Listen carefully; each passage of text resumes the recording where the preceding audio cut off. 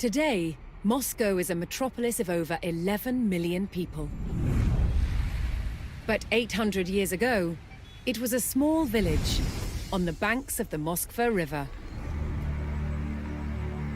A modest settlement surrounded by simple wooden defenses. It gave little indication of its future greatness, or its ability to evolve through adversity. Moscow was frequently attacked and destroyed. Yet each time, it rose from the ashes, stronger and better defended. Its first real test came in 1238. This time, they faced a new enemy: the Mongols.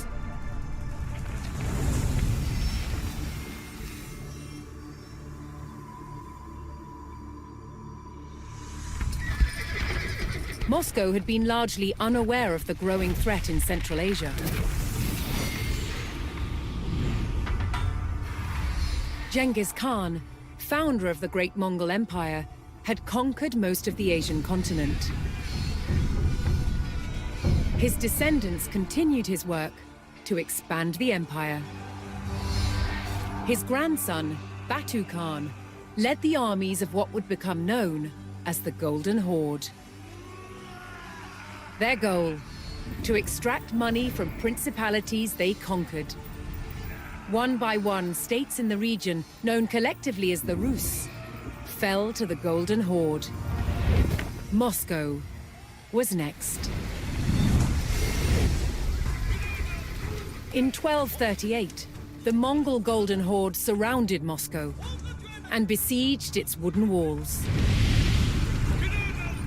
It would only hold out for 5 days. Moscow burned. That could have been the end of its story, but the people of Moscow were resilient. They would not give up their home or their control of the Moskva River, an important trade route. They began to rebuild and strengthen Moscow's defenses. Yet one question remained: would the terror return?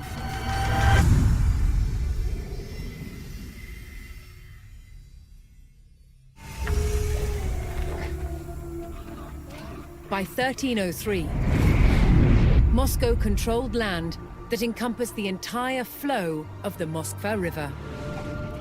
Its ambitions didn't end there.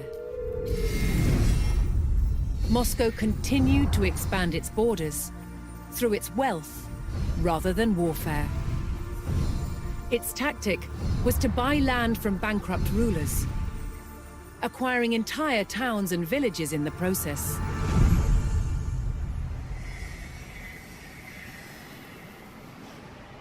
As Moscow was still a vassal of the mighty Mongol Empire, it had to send envoys to pay them tribute. And Moscow's ever-expanding borders meant more and more revenue for the Mongols. But not everyone was content with the rise of Moscow.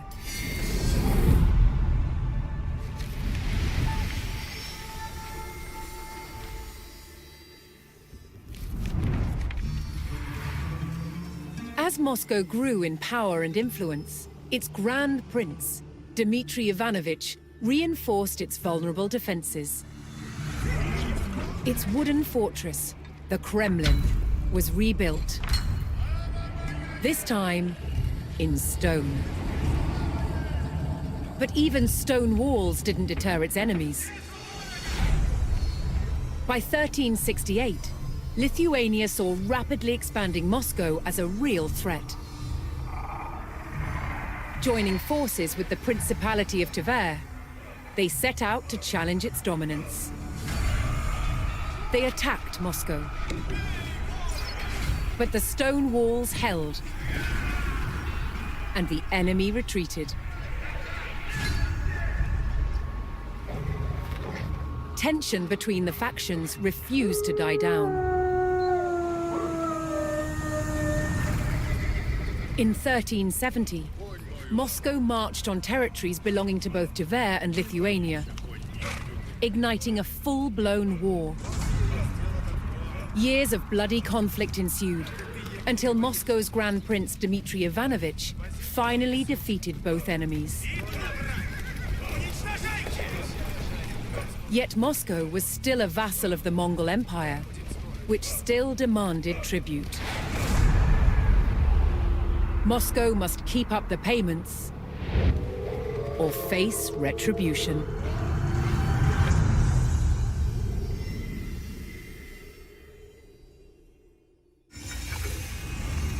Under Grand Prince Dmitry, Moscow had grown rich and allied itself with old adversaries. Together, the Rus allies were ready to challenge the dominance of the Mongols and stopped paying them tribute. On the banks of the River Don, Dmitry would stake his life on being the first Rus leader to defeat the horde in battle.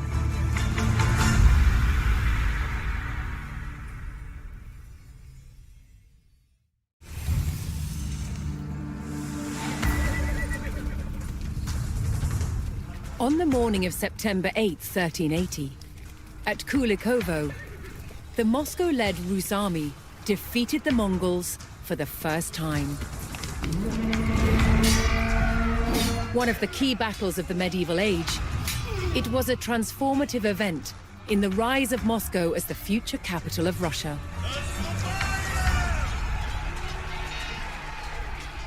For the first time, rival principalities had joined Moscow to fight a common enemy. Now, many Rus principalities began to see themselves as one. Future leaders of Moscow would draw on the memory of this battle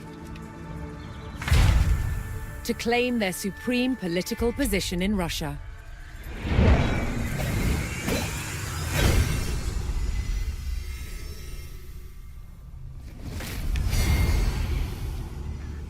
Moscow's Grand Prince, Dmitry Ivanovich, had led the Rus principalities to victory over the Mongols, reinforcing his dominance. But for the Mongols' leadership, the defeat at the Battle of Kulikovo was disastrous. The ruler of their Golden Horde was overthrown by a descendant of Genghis Khan. His name was Toktamish. And Toktamish was not going to let the treacherous Moscow-led Rus get away with rebellion. 2 years after their defeat at Kulikovo, Toktamish's Golden Horde set out to attack Moscow.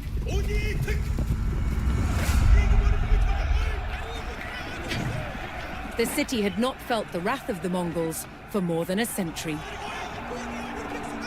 That was about to change.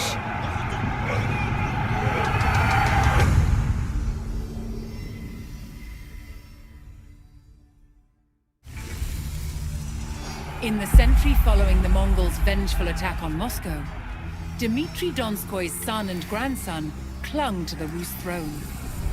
Amid old rivalries and fragile alliances, Dmitry's great-grandson Ivan III set out to consolidate Moscow's control over all the Rus. But one independent republic would not yield to Moscow, the wealthy commercial center of Novgorod.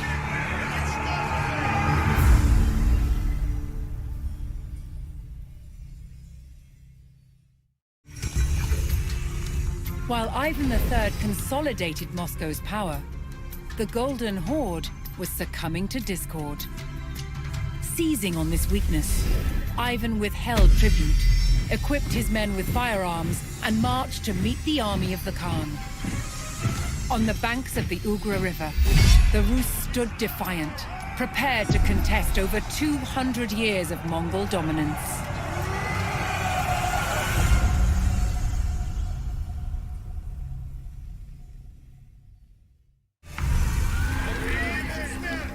In 1480, Moscow's army, led by Ivan III, faced off against the Mongols across the banks of the Ugra River. But the Muscovites, armed with guns, were too much for the Mongol army.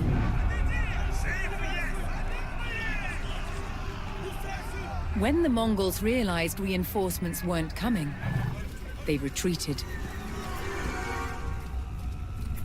Now Ivan III was free to pursue his ambitions to expand Moscow even further.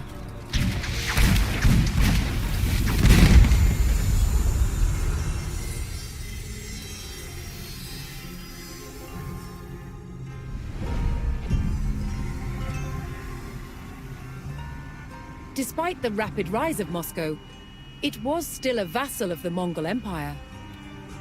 But after the stand at the Ugra River, Ivan III's ongoing refusal to pay tribute antagonized the Mongols. Yet, retribution never came. Cracks had developed in the highest levels of Mongol rule, and the Golden Horde shattered into smaller khanates, beset by infighting. So Moscow was left free to expand. Ivan III continued taking control of smaller Rus principalities by any means necessary. Some had been ruled for over 100 years by an historic enemy, Lithuania. Ivan III was determined to take them back. By 1500, he had turned Moscow into more than just a city or a state. It was an entity that he claimed represented all the Rus people. Ivan's successor, Vasily III, would fight to take back the lands from Lithuania that he believed belonged to Moscow.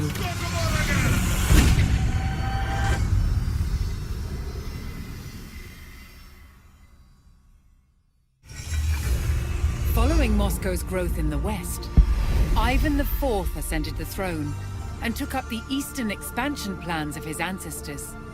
The Tatar Khanate of Kazan lay just across the border.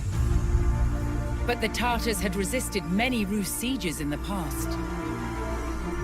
In his final attempt to capture the Tatar lands, Ivan would deploy bold new strategies.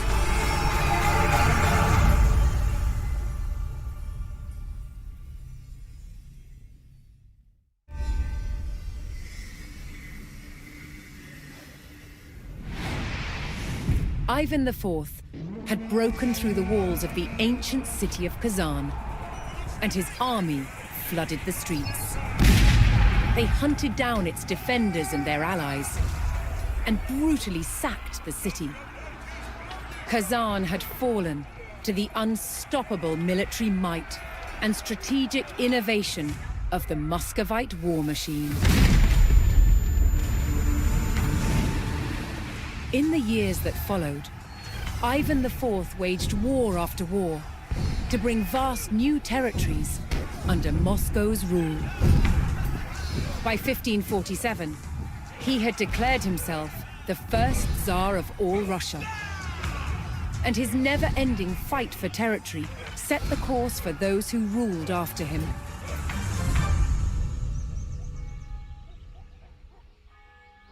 Moscow was no longer a small fort on the banks of the Moskva River. It had survived centuries of Mongol oppression and wars with its neighbors. Its evolution from fort to city to state and to empire would continue. Moscow's rise transformed Russia into one of the world's greatest superpowers.